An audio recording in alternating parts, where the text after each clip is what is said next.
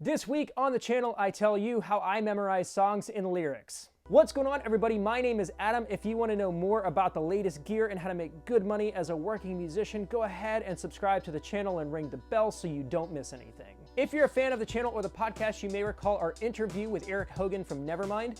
Every year he puts on a Chris Cornell tribute, and the conversation went a little something like this. When you came out and did that with us, man, that's still one of the coolest things. And if you want to come out and do it again, we'll be doing it again. Well, sure enough, being a man of his word, he did invite me to participate in this year's event, and I was tasked with singing the song The Day I Tried to Live by Soundgarden off of their record Super Unknown. Now, this is a song that I have sung in the car hundreds of times, but when it came down to it, it turns out I didn't know the lyrics as good as I thought I did. As a vocalist, it's really easy to assume that you know the lyrics to a song, but if you're in the cover, or more specifically the tribute industry, it is vital that you do your homework and make sure that your lyrics are correct and dialed in.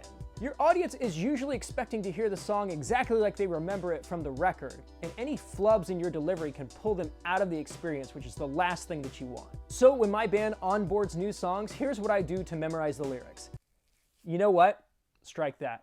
I'm actually going to show you the first thing I don't do, and that's read the lyrics off of an iPad. Now, I can only speak for myself, but if I'm in rehearsal and using a cheat sheet, it makes memorizing the lyrics exponentially more difficult. Knowing you have a crutch to lean on actually prevents your long-term memory from kicking in and storing that information. There's multiple studies that support this. So in most cases, I try to avoid using an iPad at all costs. Now let me put my iPad back so I can read these lines. My go-to process is to download the best version of the lyrics that I can find. Typically, the first thing that shows up in the Google search is not the most reliable, and then I work verse by verse or even line by line if I have to. I'll read them a few times, maybe say them out loud, then I'll start playing the song and sing along without looking at the lyrics. If I lose track or mess up a line, I stop the song and I start from the beginning. One tool that I became aware of while onboarding this specific song is Lyrics View in Apple Music. Being able to see the lyrics as they're delivered and also being able to use them to scroll back and forth in the song was much easier to navigate than using the traditional scrub bar. Highly recommend it. Now, I'm not sure if you're the same way, but typically there's a part of the song that's like already burned into my brain, and then there's always sections that I just can't remember to save my life. Weirdly enough, it always seems to be the second verse that is easy to get. I don't know. The repetition allows you to not only get a feel for the flow of the words and the melody, but to also generate the muscle memory you'll need to execute the song when it's gig time.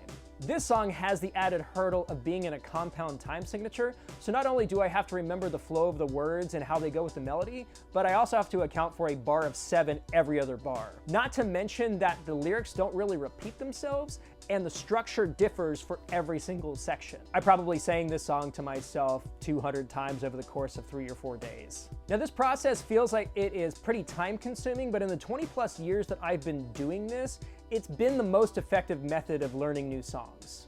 So how did the gig go? Now, this was a later show, but I opted to show up early for load-in, and that actually paid off in a big way. Usually, if you're a guest vocalist, you would show up right before you get on stage, but showing up at load-in meant that I actually got to sing the song all the way through at sound check, and I was able to get the microphone and the monitors dialed in the way that I liked them. Now, I don't have any footage of the performance itself, but here's a picture.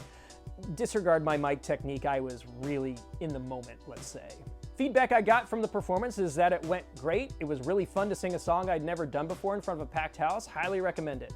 Big thanks to Eric, the guys in Black Hole Sun, and Mad Life, the venue in Woodstock, Georgia, for having us. If you're ever in the area, I would highly recommend checking that venue out. Their lineup for 2022 looks amazing. I'll put a link to the venue in the show notes. Well, guys, that's gonna do it for this week. Once again, thanks for tuning in. If you haven't already, go ahead and subscribe to the channel. We post new videos here every single Friday. Also, if you and your band are looking to make big moves in 2022, I am offering personal coaching. You can find a link to that in the show notes as well. Have an awesome week, and we will see you next time.